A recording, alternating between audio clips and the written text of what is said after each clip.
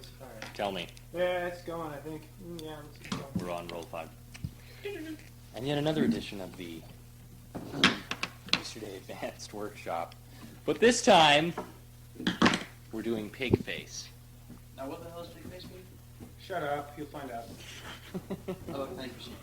We don't have enough time for you to ask all these questions. Ask later. By Reverend Obadiah Jr. and Somerset Easterday. Part 1, titled I Divorced the World. About the introductions. Up to you, author. The following story is a commentary on several disappointing cultural normalcies of the modern American society, but are set in the early 1980s. In some cases, the topics can seem distasteful or offensive, and the point lies therein. The dialect in which homosexuality, racism, religion, divorce, and law are discussed does not reflect my standpoint necessarily on these subjects, but is rather a part of the fictitious narrator and the characters. There are a total of 25 chapters, plus more. I Divorced the World. Chapter 1, The Day of Fools. 1 April 1st, the Day of Fools, 1966, Miss Cecilia Collenmeyer was wed to a Princeton graduate and lawyer, Klaus Oppenheimer. They moved together to beautiful Milwaukee, where Klaus began his practice. 6 years after their meeting, Cecilia and Klaus gave birth to their daughter, Phoebe Celery Oppenheimer, March 3rd, 1968. 4 years post to this, Mrs. Oppenheimer began engaging in sexual behaviors with Klaus's temporary secretary, Gary Carr III. Oppenheimer soon, unbeknownst to Cecilia, her effeminate husband, Klaus, was simultaneously engaging in various explicit sexual acts with Gary Carr on his break time. Seeing as Gary lived at the estate working as the Oppenheimer's personal masseuse, until poor Phoebe revealed to her mother that old Uncle Gary Carr III was concomitantly making love to both Mr. and Mrs. Oppenheimer. Jesus. By the year 1969, after 3 years of ignoring this, the Oppenheimers began seeking help through the Midwest's most renowned psychologist, who won the Pulitzer Prize for his self-help novel titled Abuse in the Head is Worth One Sex in the Bush. Dr. Clark Roman Weathersbury, Ph.D. That character was played by Adam Stifler. The characters so far in the play were played by Heather Shabbat, myself, Kristen Watson. With the help of Dr. Weathersbury and Phoebe and Francis, the Oppenheimers decided that Klaus was more devoted to his relationship with Gary than anything else. Gary was played by Parker. December 17th, 1970. Excuse my absent-mindedness. 1 year into Cecilia's affair, she became impregnated. At the time, Cecilia was totally unclear of its germinator, and she went alone to see Dr. Weathersbury, who suggested that the child be fished out with a hook and sold in a Chinese meat market as lamb fetus. Oh my God! At the time, it was a cute suggestion, but later Cecilia's naivete would be broken as she became aware of Dr. Weathersbury's multiple perversions. The session did suggest, however, a very plausible and effective way of disposing the mystery kid. I might add that with a scribe here and a scribe there, Clark Weathersbury had ensured the death of her child with a prescription of RU-486, which, mind you, was still very illegal in the U.S. at this time. Only few select pharmacies would dole out the pill, primarily those sneaky Mexican ones. Feeling guilty, Cecilia went home to meditate. Was the child Gary Carr's or Klaus Oppenheimer's? Since they were gay, had they somehow conceived a mutant egg that was lost somewhere along the way inside her? Meanwhile, Klaus showed up at Dr. Weathersbury's office, seemingly worn out by a hard day's work at the Armin Gorman building, which is the corporate building for Reese Iser Snake Mach Easy Pharmaceuticals. The truth of the matter was that Klaus's mother-like intuition was once again on a prophetic rampage, an extraordinary phenomenon shared by greats like Julia Childs, Oprah Winfrey, and Mrs. Abraham Lincoln. On more than one occasion, Dr. Weathersbury had deemed his talent as an uncommon strain of extrasensory perception found in strands of the pituitary gland, usually in the North African muskrat, this called Afrio-omniscience. How this characteristic made its way to the genes of a German-born Milwaukee resident is just silly. Klaus told Clark that Phoebe had called him at Armin Gorman and spoke of needs to be met at the grocer for the night. Quote, "But doctor," he explained, "the letters, when converted into geometric shapes, create a hieroglyphic that has told me truths I dare not speak." Of course, by then Dr. Weathersbury was well aware of Mrs. Oppenheimer's recreational activities with Gary Carr III, and when bribed with a bottle of piss-shit whiskey, was persuaded into revealing all important disclosures that Cecilia had confided in him. When Klaus heard of the RU-486, he jumped to his feet crying, "I don't care who spermed it out. It is a gentle miracle the blossom of coitus, and my wife will not be ingesting a French-made amniotic dehumidifier, end quote. I suppose the only appeal a woman could find in someone so flamingly gay as Klaus Oppenheimer was his passion, determination, and keen understanding of the painful menstrual cycle. Chapter 2. I don't speak of Klaus. I don't speak of Klaus to insult him. On the contrary, he is a brilliant lawyer and empathetic friend, a lover of theater, nature, and rock skipping. A man of intense thought, bottling over with theory, although usually related to the male genitalia, it is nonetheless theory.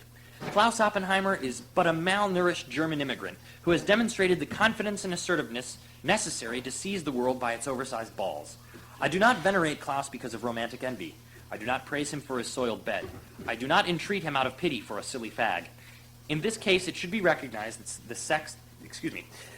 success that every immigrant can attain, even one who clearly likes boys. Klaus took the time to learn English, to experience the culture of America, i.e. the YMCA, rock and roll McDonald's, and the television set. He adorned himself with clean, tasteful garments. He made certain he smelt of coconut extract. He stood up straight. He spoke in a fluent and coherent manner in the presence of the natives. He even adopted the adolescent tradition of idolizing a pop star, in his case, Boy George. I ask you, where did he end up? At a decrepit Latino car wash that only accepts crack as currency? No. Did he become a disrespected member of society like the majority of Spanish-speaking aliens? No. Did he denounce the Constitution while defecating on the Vietnam Memorial right at the climax of some lush politician's empty, worthless promises on the 4th of July? God, no. We burn those people. It's called heresy. Look it up. No. He got a badass job as a corporate lawyer for America's most profitable individual industry. He became a member of the elite controllers of population increase, one of the world's most revered max corporations. He works for the kindergartners with HIV/AIDS. He works for the belligerent, insomniatic slave driver.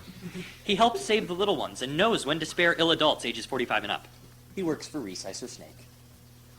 Quick as shit, he was out the door and comfortably nestled between the reclining leather seats of his new Audi, leaving the wise and insightful guardian Clark Weathersbury shit-faced in the lobby of the office. Thanks to Klaus's common sense and understanding of the coordinators of the American black market, Klaus headed for Los niños están bien, la farmacia de Franco. That means the kids are all right. Thanks to the extensive practice on the Autobahn, Klaus was there in 2 minutes before his wife. He sat watching a dirty customer stroke the sleek silver hood of the Audi. 2 goddamn blocks away, Cecilia Oppenheimer had found herself stuck in the middle of a situation overlooked by fools. At the stoplight ahead, a tricycle, which had been intentionally disguised as a rolling scorpion, was keeping everyone at a standstill. She watched as the idiots slowly rolled up their windows in terror of the stray scorpion.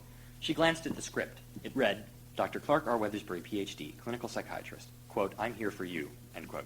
Scribe for RU486, quantity 10 tablets, 3 refills, and Sodachlor, 20 milligrams, 1 refill. The rest of the paper had been torn off when she tried to slip it from the glove compartment. Clark was a curious fellow.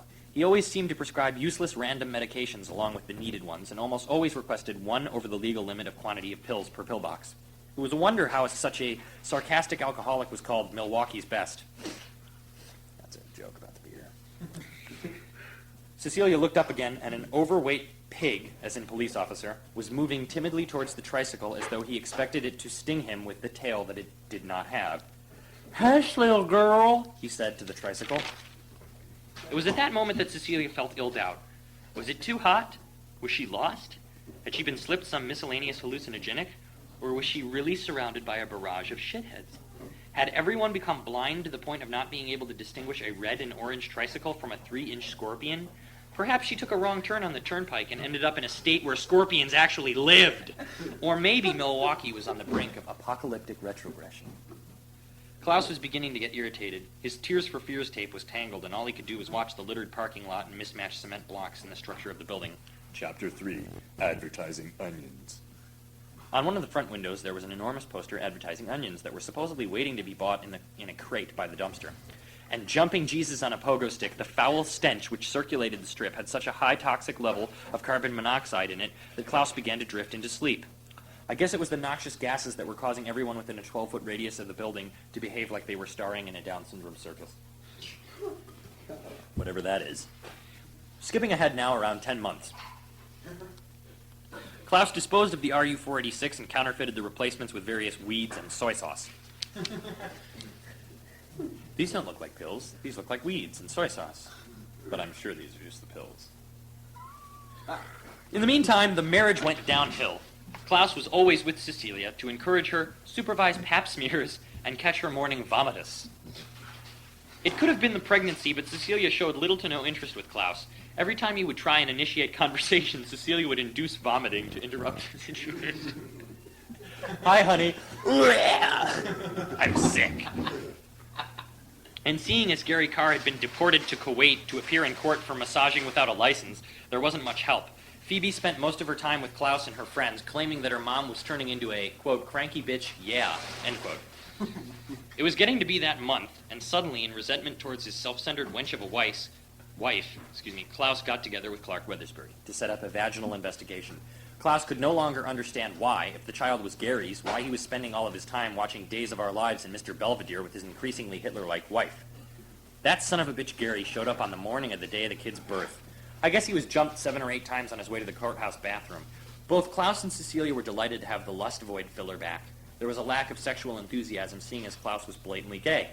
Someone was going to have to make some big choices, and the family was wearing down from the common known but ignored disloyalty and animosity in betwixt the Oppenheimers. Oh shit. I don't know why I wrote that last line. At 11:11 p.m., the only time of day with 4 identical numbers, a child was spewed forth. January 4th, 1972. A baby boy. The smile on Clark Weathersbury's face quickly became an unabashed guffaw. Gary Carr III had to remove himself from the room. Phoebe cried, "Curse nature," and Cecilia, who couldn't see past her belly, looked to Klaus for some sign of hope. But he hung his head in solemn mourning as he signed the cross, and the med doctor nearly shat her OR scrubs, but that was just because she had worms. Despite Cecilia's angelic beauty, she seemed to have birthed a sin within itself. The father had now become irrelevant, for only a blind mute would have claimed responsibility for such a monstrosity. The reactions of the family were very discouraging to Cecilia. So Klaus told Weathersbury to make up an excuse to attain massive quantities of Valium so as to calm Cecilia down. She never wanted the goddamn child. She always had a bad feeling about it. Mind you, the boy's hideousness was not solely attributed to fetal alcohol syndrome, but was mysteriously connected to a genetically modified llama navel. The med doctor made a poor attempt at scientifically excusing the misfortune, but Dr. Clark told him that he ought to suck a cheetah's dick. What kind of a doctor would manhandle a newborn infant to such a degree that one would be apt to mistake it for a miscellaneous basket of bent forks? Apparently one who ought to give head to a cheetah. Klaus, who of course pitied the living joke, took a long surgical instrument and began stroking the misshapen head. It was the best job he could do for affection without making himself nauseous. Everybody was pretty quiet, and the thing was squirming like a capsized earwig on a tray table.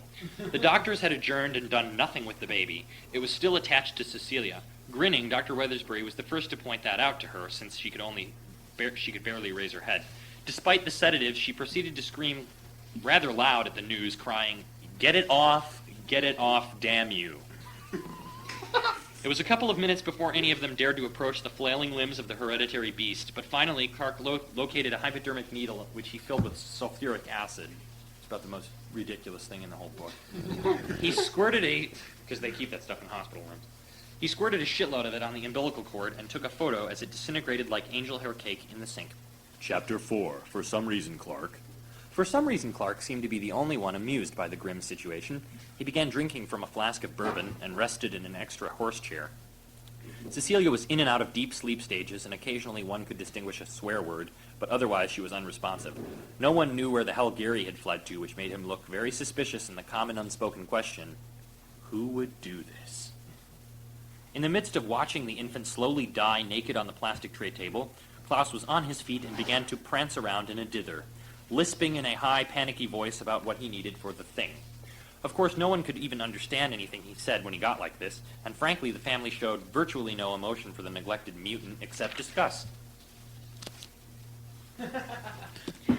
Despite Klaus's skills as a lawyer and a mother, he was quickly aroused by stimuli and often found himself running in no particular direction, waving his arms like a 15-year-old bimbo and mumbling in his soft, harp-like voice mispronounced an incoherent series of words. In these extreme states of confusion, so says Dr. Weathersbury, quote, Klaus becomes unaware of his surroundings. He becomes blind for a few seconds and noticeably disregards objects in his way. He begins a constant movement of his entire body, commonly a high-speed pace or pony-like trot.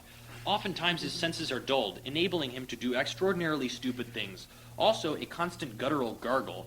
Jesus, He reminds me of a crack-smoking sloth with a rattlesnake up its rectum, end quote.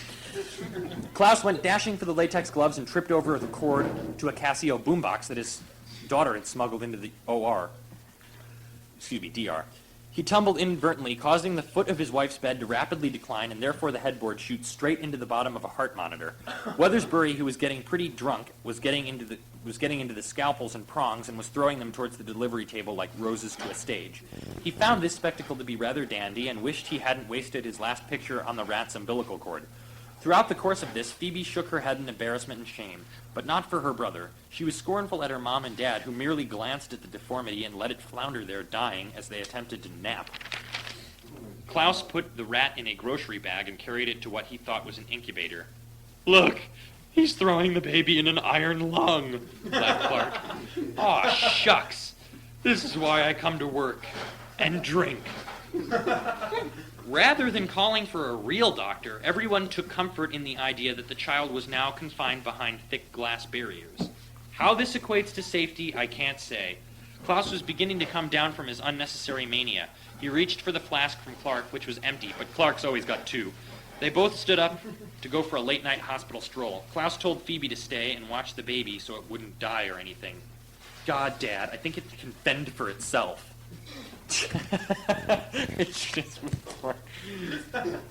Chapter 5. The Iron Lung. Klaus glanced at the iron lung. 3 hours and the kid was still incapable of opening its eyes. "Phoebe, honey, do your baby brother a favor, will ya? Where were you when Mom wanted her RU-486? You trashed it, you are naive, Klaus."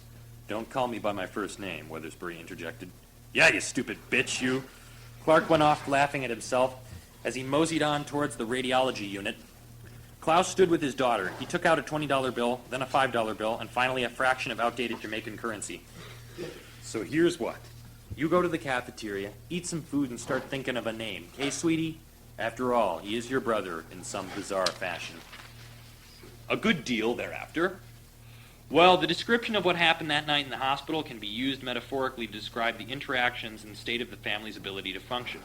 Cecilia, although appreciative and totally dependent on Klaus's adhesive component, had lost the flair. As she grew older, she became more depressed and insensitive. She was fairly negligent towards Phoebe and Frederick Hundot, the eventual name of the mystery bastard. Perhaps had not Klaus been there, F. Hundot would have died 11 times over, but it was draining and obnoxious to be around him. After his birth, it was discovered the precise genetic mutation. A very rare mutagenesis occurs, and, well, I don't feel like getting into it right now. However, my original point... You have to remember what was going on when I was writing this. What was going on? I'll tell you later. However, my original point was to clear up the origin of his name. Seeing as Klaus is from Dusseldorf, he requested to give the child a German name. The doctor congratulated Klaus because the child was the 100th case of crisis mutagenesis Haley syndrome to be reported in the Americas and have survived the unfamiliar oxygen. I suppose in some ways that's an honor. You know what? Who am I kidding? The 100 just means here's 100 reasons why you should let us kill your retard now. So the Oppenheimer estate is in grim silence. Klaus is spending much time at the Arm & Gorman as possible and returning home and eating in a separate room as Cecilia so as to not annoy her with his overly good manners. Phoebe would try and eat with her dad, but was usually beckoned by her wicked-becoming matriarch. Clark had neglected to bill the Oppenheimers for a number of months and decided simply to move into the estate. Whenever he was with everyone, they were pretty okay.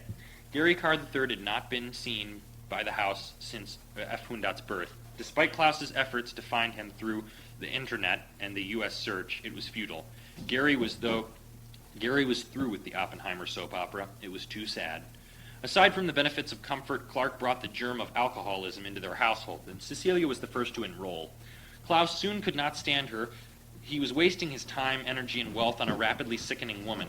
He sure as shit wasn't going to stick around simply for Clark. He was supposed to be a Pulitzer Prize spousal counselor. It was pretty ensured that under a wide variety of circumstances, Phoebe, Klaus, Cecilia F. Hundot, and previously Gary Carr would always respect and trust Dr. Weathersbury. Chapter 6. The Divorce. Milwaukee is famous for its Harold Kangaroo Courthouse, quote, where we hop on justice, end quote. They call the Supreme Judge the Court Judgester, whose proper nomenclature... Oh my God. whose proper nomenclature is the Honorable Judge Gregorius Exxon Hochstetler, who was played by Greg Efron, and his loyal bailiffs Norman Rockwell Jr., who was played by Nate Owens, and the other guy, his name escapes me at present, who was played by Adam Toohey. The belief that history continuously repeats itself has been readily demonstrated in the instance of Cecilia Colenmare's life and times. Some might call it a fluke, others a predestined point that must be shown. Personally, I call it stupidity, ignorance. I have no trouble with Cecilia myself, but can't help but think that the reason the same incidences recur in her life, except with different times, places, and people, is simply explained as Cecilia Colenmare is a complete moron, and perhaps this unfortunate realization is what led poor broken-hearted Klaus to the courtroom to sever the ties and fight for the future and betterment of his 2 kids. As Judge Drew always says, lie to me and the truth's gonna snatch you. I don't think he's from Milwaukee. Personally, in my case, it's hard for me to remember much detail about that trial. It was 1974 or 75. I wasn't well acquainted with Klaus's family. I'd met Cecilia a few times whenever I was in Wisconsin, but rather than that, what the hell do I know, right? Klaus had this big 6'2" ex-football player, reformed attorney named Judd Fathenrich. Klaus, being as cultured and tasteful as he was, even familiar with high-class American taste and fashion, I could never figure out why or where, for that matter, he managed to pick up a retired quarterback as his lawyer. It was constant, thoroughly exciting amusement. Klaus had picked up one of the most obvious muscle-bound bigots to enter a courtroom, and I mean criminals act better than this fool. His primary tactic was to unmotivatedly object to whatever the present circumstance, even to the point where it was clearly habitual. He was like a giant timed robot who every several minutes outbursts the word objection. And to give you my honest and 100% accurate opinion, the outcome of the trial had a lot to do with the fact that Klaus would have been better off adopting a snail and never going to court in the first place. On the other side, there was Cecilia, who was anxious to be referred to as Miss Colenmare, and her lawyer, Arthur Hanfordshire. I can remember being mad every time he spoke, and I remember him being the only black person in the entire courthouse that day. Frankly, to watch the case was headachy. Nobody had any reasoning behind what he or she said. The argument was simply because I'm their parent. The entire trial was a joke from the moment that Judge Fathenrich illustrated his completely fake casual friendship with Judge Gregorius by exclaiming, "Go long," as he entered the courtroom and then pretending to throw a football at the bench. Of course, to this charade, Gregorius sneered and whispered something to Norman. Kangaroo Court was one of the strangest places on earth. Gregorius Exxon Hochstetler was the most well-known of the judges in all Wisconsin. Aside from this was his bailiff, who was always at his work when the Judge Drew was. His name was Norman Rockwell Jr., and he was a well-built, handsome young man with cloudy blue eyes and tight-starched clothing. But he was stupid. Stupid to the max. He enjoyed frightening people in court and often whispered and laughed under his breath to the judger. Although he was a jackass, everyone seemed fond of Rockwell, and he had many friends. When Klaus was called to the stand by Arthur Hanfordshire, Judd tried objecting to the oath, claiming that it was a fascist procedure and did not belong in a house of justice. His objection was overruled. Hanfordshire was hyperactive and jittery. He spoke in quick spurts of several words and pausing in between each phrase for a long time. I could see the typist's fingers getting lodged in between the spacebar and the shift key while she tried to keep up with his blatherskite. During his interrogation, Judd kept shifting in his chair and sighing melodramatically at certain questions. He would whisper, "Good God," "Oh, brother," and things of that sort whenever Arthur spoke. At one point, he shifted 16 times in 1 minute and inadvertently spilled his water all over its crotch. Chapter 7. Quack. Now we're recording. What the fuck is quack? Shut up! Anyway, Thank you. did I say Chapter 7, Arthur stopped? You can say it again if you Are you want. recording? I think I already said it. Yes, we're recording. Okay, go. What? We're recording? Yes. Oh my gosh. Shut up! I didn't know. Okay, it was at this that Arthur stopped, turned to Judd and said, "You done? I say you done, boy, 'cause I had just about enough out of your crackerjack ass." And then it caused his eyes to bulge out of his sockets like planets trying to resist a black hole. The court judger threw the gavel into the middle of the room. "All right, now, what in the hell was that, Arthur? Good God, this isn't Harlem, and you aren't on Living Color. So knock off the skinny Negro wanna be a Malcolm X thug whipping a big fat cock of the oppressor's bullshit." What? "This isn't a circus, so we can either proceed or the both of you can abdicate your counterfeit licenses and go back to the junior high jungle gym. Catch my drift, fellas?" He glanced sharply at Judd and then Arthur. The room was silent. Rockwell threw his head back and rolled his eyes. "Hand me the gavel," Gregorius said. By the end of the trial, Judd was sweating profusely and took out a random Nike sweatband and put it on his forehead. Arthur turned his head at this and coughed. Dickhead. Judd calmly wiped his eyelid with his middle finger. Klaus turned to Judd. You think you could knock off the horse shit? Cecilia was rewarded full custody of both children, but courteously handed F. Hundat over to Klaus. $200,000 to Cecilia and her Volvo. Klaus kept his estate and accounts, but he had now lost his beautiful wife and his daughter, whom he cared for immensely. He also lost a year's salary, goddammit. Judd Fathenrich had his license suspended, and Arthur de Hanfordshire had been ordered to retake the literacy test and other citizenship exams. The case was closed, and that's all there was to it. Klaus tried inviting Rockwell to the pub, but he apparently was very busy bailiffing that evening. So Klaus got in his Audi, and he put F. Hundat in the oversized car seat and strapped him in. He was left with property and a retard who wasn't even his own spawn. Meanwhile, Cecilia got in her Volvo, and Phoebe as well. They headed straight for Kentucky Fried Chicken. It was a shame the Oppenheimers... Oh, God, see? Sentences, there's no sentence structure or anything. Because of how... Okay. It was a shame. Period. The Oppenheimers had once been a wealthy, attractive people who were part of the upper-class mogul scene. On the very same day at 3 o'clock p.m., Klaus had a Dr. Weathersbury appointment. Dr. Weathersbury was played by Adam Steffler. And his character in the book definitely reflects Adam in real life. As Cecilia bit into a 94% gristle wing, she remembered the homegrown taste of hashish. Ah, how it caused a euphoric sensation. She remembered the days when her hippie-ass mother would take off her sundress and toke up by the geraniums. She remembered being a teenage sexpot and how many silly boys had tried to feel up her perfect figure while simultaneously juggling a ratty old game hen they called Archimedes. And then all of a sudden, she began to choke on a sphere of fat and processed chicken bone that had wandered towards her trachea. Instantly, an enormously fat lady, who in turn was a Jehovah's Witness, pulled out her Smith & Wesson and cried, "Nobody move." She sidestepped to Cecilia, pressed her killer lips on Cecilia's mouth, and began sucking like a lamprey at her open jaws. Chapter 8. In a few seconds, the lady. In a few seconds, the lady had vacuumed the gristle out of Cecilia's windpipe and swallowed it herself. Everyone started clapping and cheering, and the KFC staff came running out of the kitchen with a Colonel Sanders cupcake singing happy birthday. Cecilia passed out, and Phoebe climbed to the table. She snatched the pistol out of the chubby fingers of Psychofat and shot a bullet into a rotisserie. A plastic chicken fell out and rolled away. "That thing's fake!" someone cried. "Everybody get behind the counter before I split the head on this whale with a lead bullet." The idiots went behind the counter, and Phoebe went over to her mother. Phoebe dragged her mother outside and propped her up by the muffler of the Volvo. Phoebe took the car phone and paged Clark Weathersbury. Then she put on some duckin' and waited. I don't know. The phone rang and she hit the speaker. The usual recording came on. "You are being called by the offices of Clark R. Weathersbury, author of Abuse in the Head is Worth Sex in the Bush. He is here for you. He's Milwaukee's best." And then there's a beep and Clark is on. "Ahoy!" He's drunk. "Clark! It's Phoebe." "Hello, young lass. Isn't it a little late for you to be out?" "It's 1 o'clock. Listen, I need your help. My mom is passed out right next to the muffler."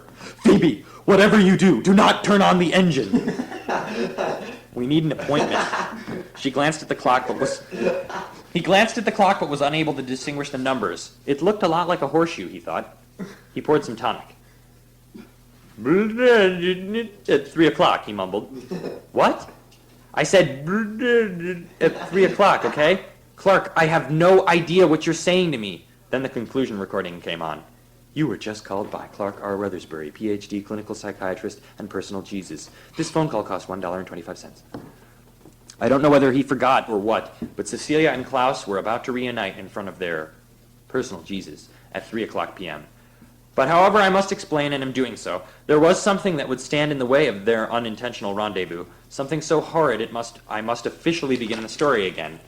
But I won't repeat everything. I will just begin now as though this is the start of another book.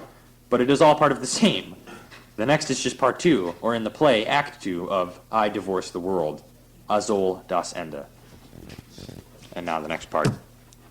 The rest is written soberly, so no more of those bad sentences. To Marry Pigface, part 2 of I Divorce the World. Prologa. The next portion of this book introduces a magnum foe of which only our gruesome imagination can properly gauge, and still it is quite the low-bar task for one such reader so inclined to explore grotesqueness which far desecrates the underlying maxim within the story, and therefore I beg you introspect your desire, and whether its satisfaction is worth my Brutalien's de scriptura, which can at times make soft-witted one or another time is deemed inexorably solid. This section of the book is hereby dedicated to Sasha Troha, thus the watercolor cover. What? Chapter 9 or Chapter 1, depending on how you want to look at it. On her way to the office. On her way to the office, mind you that her 16-year-old, no-license-ass daughter was driving, Cecilia became overwhelmed with thirst, and so she pestered Phoebe to stop at the gas station. In her weakened condition, it was impossible for Cecilia to get out of the car, and then the prime moment occurred, a moment of divine intervention. A priest, halfway across the parking lot, threw his bag of groceries at a random boy, who in turn was capsized. He went sprinting for the car and lost his glasses, which he crushed under by stepping on them. "Your glasses!" Cecilia cried. "That's okay, fair maiden. I don't wear glasses." "But you were just..." "Just what, Winston's nanny?" The priest was handsome to her, with shaggy brown hair and black undercloth. He helped her out of the car. "Thank you, Father." "Please," he said, "call me Dad." "My name otherwise is Reverend Schwartz. I'm from Bonn, Germany. Call me a Lutheran missionary." There was no connection between Reverend Schwartz and Klaus other than that they were both from Germany. Gunther helped her out of the car and bought her a Diet Right. She spit it nearly on his lap. "Is this German? What a disgraceful drink!" It was not German. "Yes," he said, "it is German." So she paid for the frosty pint of scotch, and they sat on the hood of the Volvo. Phoebe, who was still in the driver's seat, lit one of her mother's cigarettes. "Always crisp," she muttered without realizing it. It was 2:45 p.m. Laughter bellowed from Gunther's deep, wide gut. "Ah ha ha!" he cried. "I knew she was a fascist bitch." Cecilia, who was still delirious from the incident at KFC, had become charmed by the Reverend's couth manner, his collective dapper and debonair mien, but it was happening all too fast. But by then there was only so much alcohol left in the glass. She took a deep breath and instantly began choking uncontrollably on the scotch. Never take deep breaths when you're drinking something. Of course, Reverend Schwartz knew the Heimlich maneuver, seeing as he had stock in Mercedes-Benz and Saab. Think about what I just said to you. What did you say? Of course, Reverend Schwartz knew the Heimlich maneuver because he had stock in Mercedes-Benz and Saab. "Well," eventually he muffled, "I have to preach the good news now, but believe me, it was orgasmic." "I beg your pardon?" "I said he's magic, magic," he said, blushing. "Who?" she said, confused. "Copperfield. Mr. David Copperfield." He jumped off the car and ran like a girl to his Hyundai, taking the groceries from the seemingly dead boy who laid beneath them. Cecilia took down his license plate. It says, "Good God," all one word. This holy magic was to be pursued. They had 10 minutes to get to Clark's office, but with Phoebe's steel-toed boots propped up against the gas pedal, they had a good chance of making it on time, if not earlier. Meanwhile, Klaus and Clark were drinking in the lobby. "Where's Frederick?" Clark inquired. "I put him in the trunk for the time being." They both laughed. This is their retarded child. Mind you. They both laughed and sipped their gin and tonics, but the event that was soon to pass was not remorseful, and their laughter only existed because of their ignorance for their own dread. "You know, you're a real bitch, Klaus. That poor boy is probably suffocating back there. Audis have big trunks." Clark saw Cecilia pull up. "Well, Klaus, let's just go in my office now." Dr. Weathersbury rushed him in and locked the door. He went to welcome Cecilia and Phoebe, "If you'll simply wait," was all he said, and he went galumphing into his office. "Klaus, your wife is here." "What?" "She isn't my wife." When Klaus realized what was unfolding, he went through the roof. He was vindictive in word towards Clark, who was clearly responsible for this cute Olsen twins flick rendezvous that was happening. But Klaus still loved Cecilia and his daughter. Clark led Cecil, as he called her, into the office and locked Klaus and her in. When in the lobby, a strange priest appeared. You don't have an appointment," Clark stated. "I'm not here for one, my son. The Lord hath sent thou." "Oath, I fee. It was the Lord." Clark uncontrollably spurted out. Reverend Schwartz looked mean. He scraped his boot on the mat. The screaming from the room had died down, and it was later concluded that Mr. and Mrs. X. Oppenheimer were fucking. But when the door was at long last opened, Schwartz met the eyes of Klaus, the wealthy, gay-ass lawyer whom he had divorced his Sotheby's model angel at 11 o'clock that morning. Reverend Schwartz immediately punched Klaus between the eyes, at which Dr. Weathersbury had his MHS staff kick the shit out of Gunther and set him aside in the dumpster. But not before going through his pockets for change. 3 years post. It was announced that in Milwaukee Hobnobber, that's the name of their newspaper, that Reverend Gunther Schwartz was to wed Cecilia Kohlenberg. In 3 years, it was obvious that Mrs. Colenmare was a sucker for German boys, and their love meant no more than a lamb's genital sandwich? Apparently so. Apparently so. I don't mean to be rude, but this is damn confusing. I know. Just listen. Now they're getting... She divorced me, and now she's marrying John Black. That's more or less the only thing. Cool. Except one is a priest and I'm a lawyer. Yes, Kristen. This made Klaus want to punch pie. And not only that, but he was spending $1,000 at Clark Weathersbury. Cecilia still went once every 2 weeks, but would later quit seeing Dr. Weathersbury. The great reverend was actually born in Mississippi and had only a German background. Gunther was his middle name, and his first name was George. There were quite a few more secrets that Schwartz was keeping. Oh, yes. Oh, yes. So was this fascist piece of shit going to rob Klaus of his daughter, or what? He was turning out to be a dick like nobody's business. The reverend, you see, had moved on. Accident. Yes, accident. Chapter 10-2. From Alabama to Wisconsin. From Alabama to Wisconsin when he was 12. He thought he was headed for New Jersey, but was so far from this that he might as well have stood on his front porch facing west for a half an hour. However, when he arrived in Beloit, he decided that the old faith of strict Aryan Catholicism had died and that a new Martin Luther-based ethnically pure religion be reinstated throughout society. He barely succeeded whatsoever, but through his warped perception, he was a righteous disciple, more like a righteous asshole if you ask me, or Klaus, or Clark, or even F. Hundat, who only speaks mild gibberish. This rigmarole has been successfully translated into English many times by professors from Princeton, New Jersey. And simply for good measure, remember that Cecilia and Klaus began their romance in Hoboken, then Orange, and finally Milwaukee, Wisconsin. But we are talking strictly of the Reverend, I digress. Now it became the mission for Gunther to separate Klaus from Phoebe and Cecilia as much as he could. Priests rarely find such passionate lovemaking, especially the kind that comes from a perfect Sotheby's model such as Cecil. Of course, as lonely as Klaus had become, it was now time for a little soul mail searching. Not soulmate, soul mail. Which mainly equated to finding Gary Carr, who, in case you forgot, disappeared after F. Hundat was born. Now this is Parker's character. The process began in the most obvious place, the parlor where Gary used to work before moving in with the Oppenheimers. 7-8, it was called for some unknown reason. In reality, there probably was no reason. It was shocking pink and lime green on the outside. Everyone within a 12-foot radius of the front door was homosexual, which was okay for Klaus because he was so gay he could barely differentiate from the 13 or 14 D. Schneiders from the rest of the passerbys. He walked in.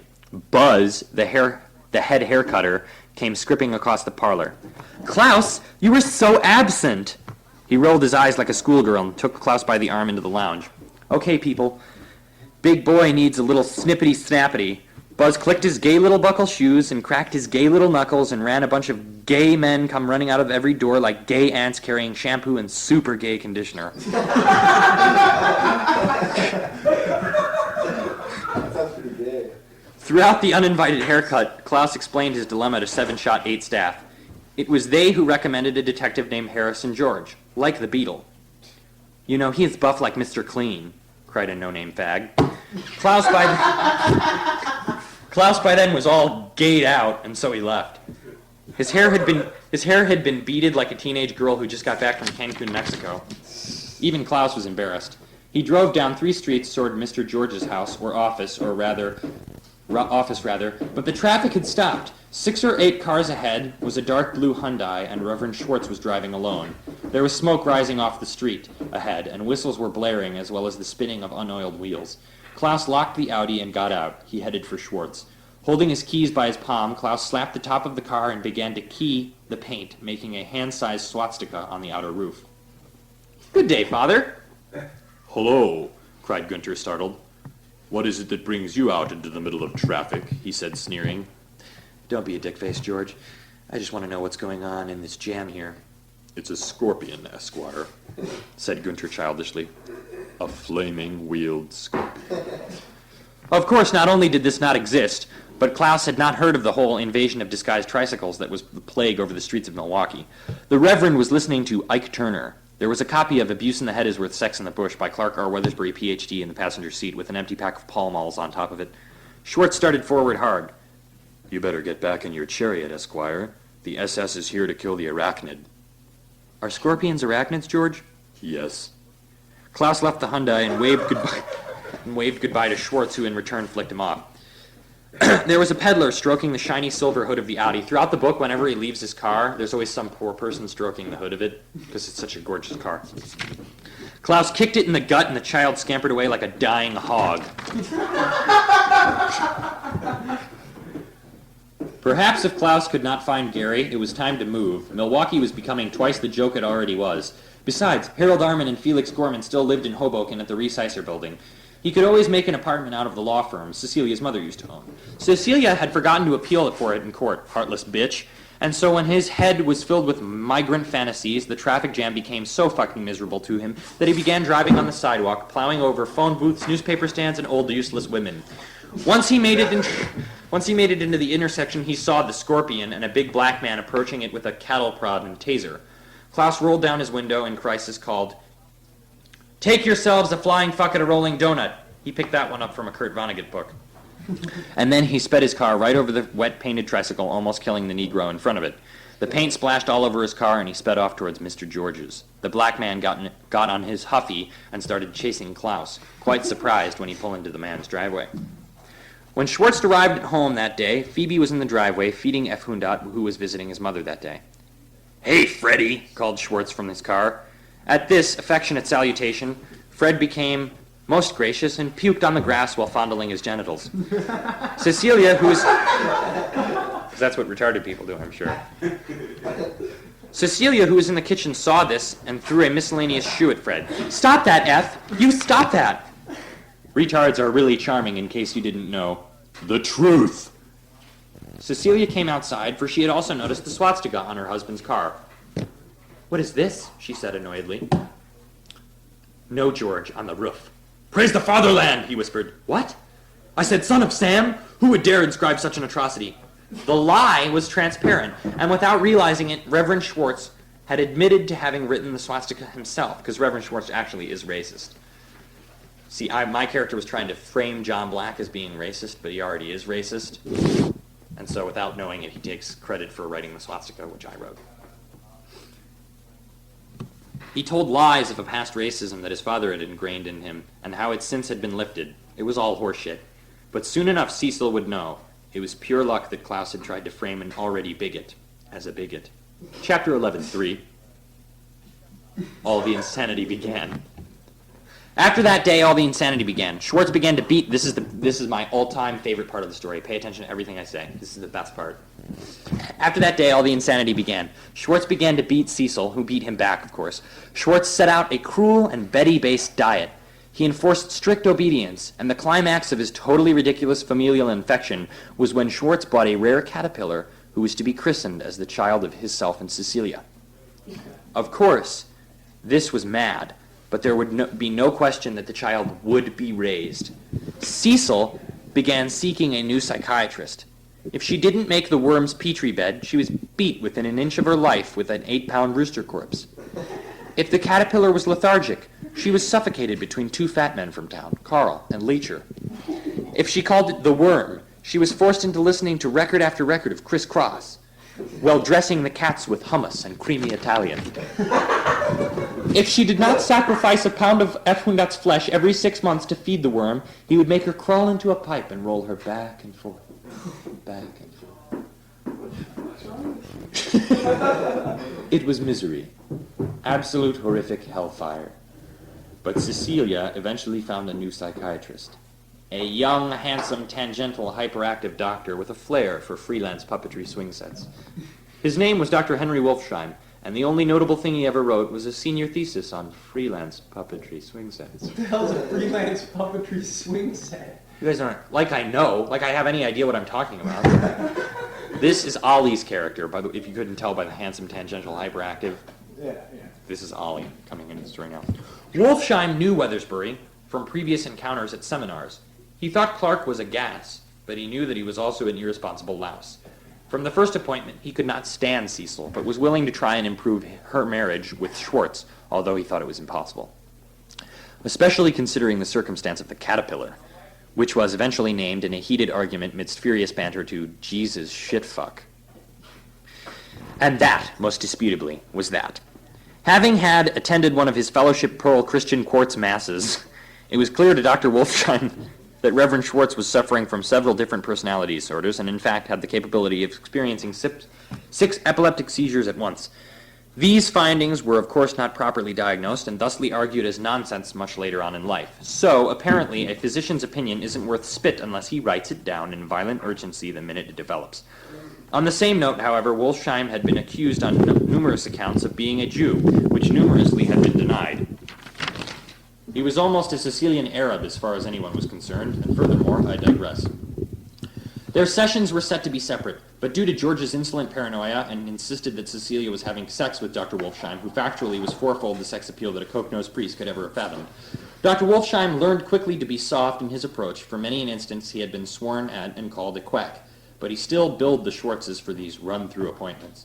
After all, they were the assholes who kept calling him back. Around the 4th of July, there occurred an accident of great enough magnitude that Henry Wolfsheim became almost as rich as Clark Weathersbury, Milwaukee's best. This was far from easy. During a barbecue at Reverend Schwartz was holding at his 1976 ranch home, someone amongst the crowd handed Frederick Oppenheimer a bottle rocket. Of course, due to the common mistaking of flaming firecrackers as colorful Mediterranean dishes, F. Hundat took, or tried to take, rather, a bite out of the rocket's head. As soon as it exploded, the lower half of Freddy's jaw was crushed and later scraped off his head with an ice axe. Fortunately, this did not have much of an effect on his already hideous features, but it was a lot of blood and toil just over an everyday retard practical joke. The perpetrator was unknown, but Klaus made a good point to damn the bastard who had done it. This was publicly announced while Willie Nelson took a break in between songs. Later. Son of a bitch, never should have invited him. And that sudden infant death survivor child of his, Christ, they made me look like a goddamn fool in front of Willie and everything. It's fine, Cecil coaxed. Willie said he was really impressed with your new Bible, Der Schwartz Plague. But it was no use. George had flipped his lid and there was no way out. Lashing. All-night lashings for everyone. Including Carl. But not Leacher. Chapter 12, 4.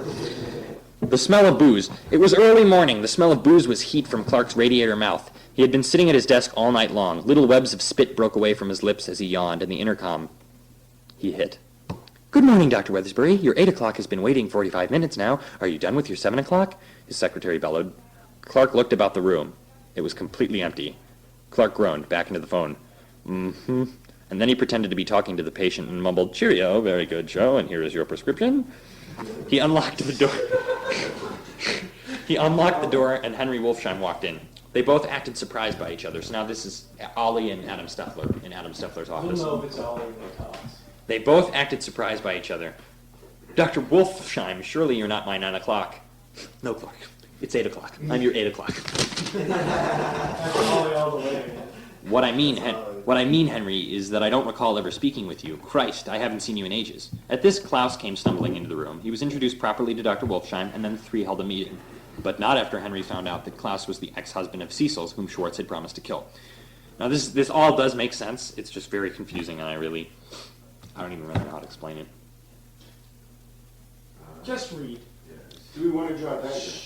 During this clandestine exchange of confidential information between two psychiatrists and a lawyer, Klaus became well notified of Reverend Schwartz's domestic abuse and hidden agenda to cut Klaus's throat.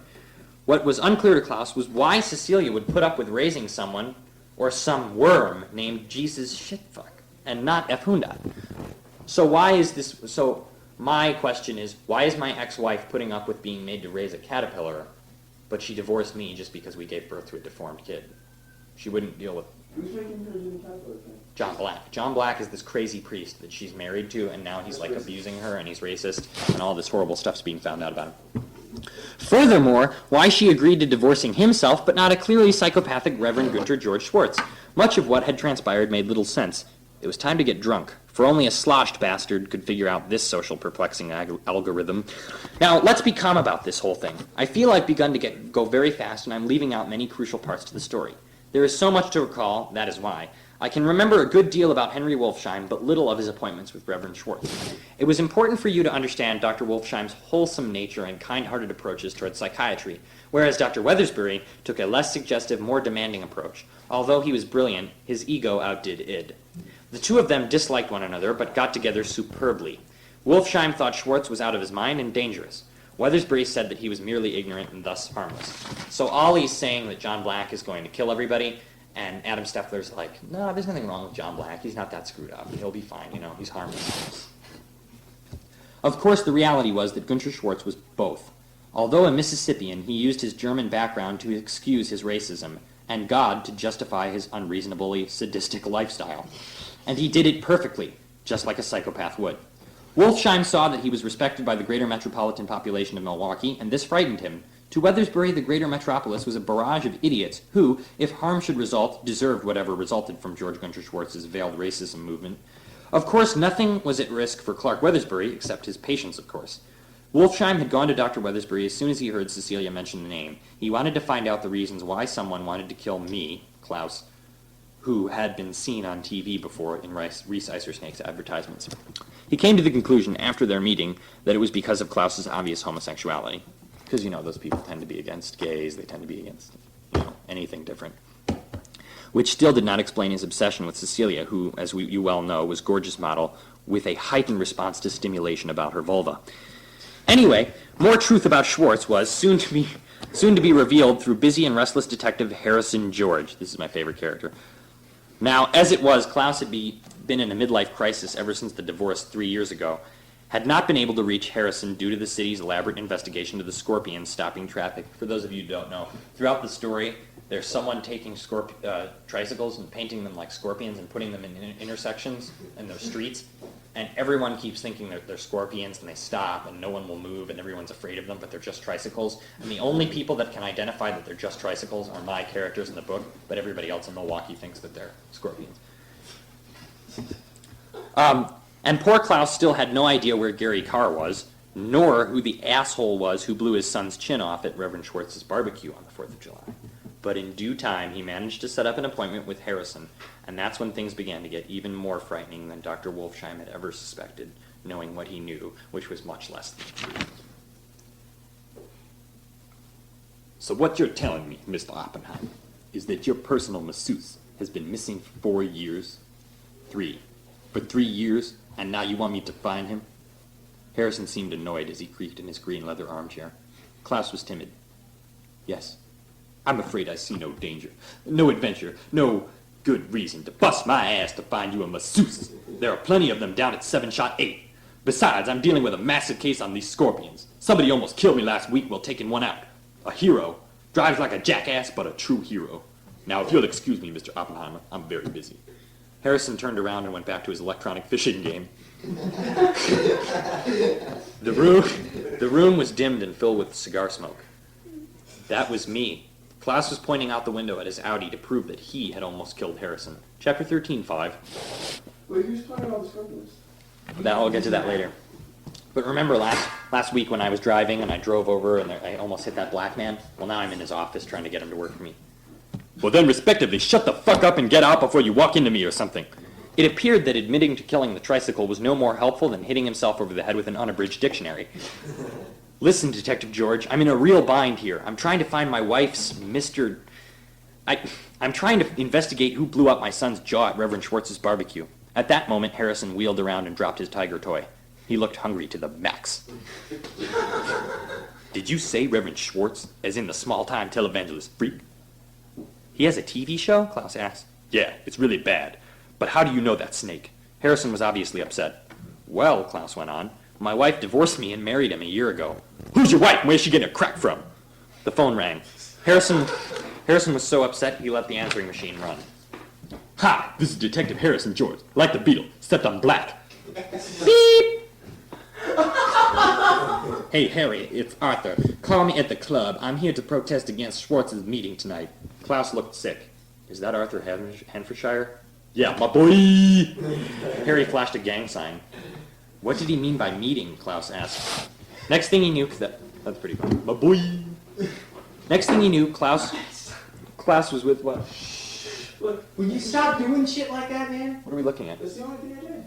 And just stop doing it. You're wasting tape, man. Yeah. Wasting your face.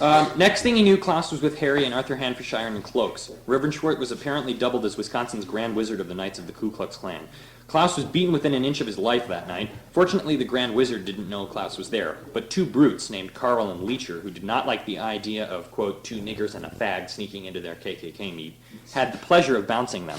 That night, Klaus went directly to Cecilia's house, but she wasn't home.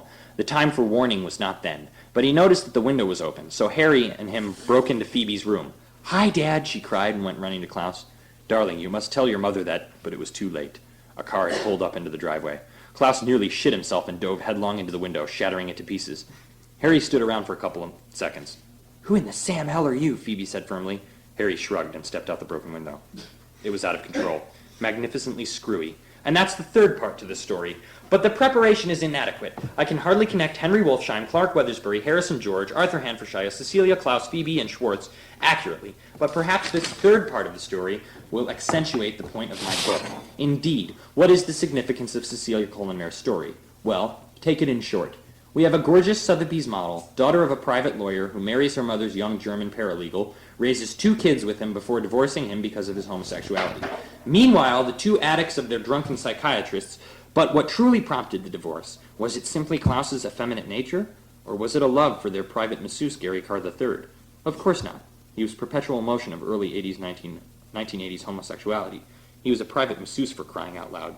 And then 3 years after the divorce, she marries an abusive Southern preacher who is a Grand Wizard of the Ku Klux Klan. Why does she throw away glamour for white supremacist trash? Why does nothing make sense? Why is a key element that is missing here. The monkey killer. Are you sober yet? Yes. I've been sober for I've been a long sober. time. You made that mention a while ago. Yeah, I think you know the answer to that question. Chapter Oh, 14:1. 14:1. Arthur Hanfordshire sat. Arthur Hanfordshire sat at his desk, winking at himself in his handheld mirror. He was a lonely, bitter man who barely enjoyed being a lawyer at all. Today he was sick and deep in thought. Visions of Gunter Schwartz were flashing in his brain. Pigface, he thought. He wanted to smash Schwartz's head in, but the legalities stood in his way. It was times like this that he wished he was ignorant and didn't know better, but he wasn't fooling anyone. Arthur felt guilty for having allowed Cecilia to win that case. If he had known she was going to marry Reverend Schwartz, he would not have touched the case. But at the time, the press was chomping at the bit for Klaus Oppenheimer Esquire to be defeated in court. Even better if it was a black man. Hanfordshire, who was proud and paranoid, had once called Klaus a Nazi leech for America's wrists. Now he was a fool who was defending a case which would later give more funding to a KKK televangelist. We might as well have quit his job. He was a fool. The door in the back opened, but he did not react. The words of Jesus filled the room. Pride goeth before the fall. The voice was a familiar, righteous snakebite, and Arthur knew who it was. He faced forward. Funny to hear the devil preaching the good news, he said. The devil, Gunter said, wears black, not white. And instantly he ran, up, fully cloaked, behind Arthur with his shank, and whisked his hand past Arthur's necks. Like butter it split open, and the hooded ghost went out like a breeze, never to suffer the dilemma of relinquishing his romantic urges to kill Arthur Hanfordshire, who had far surpassed Schwartz on the corporate ladder, but who now had been cut down like a corn husk and again trashed. August 1979.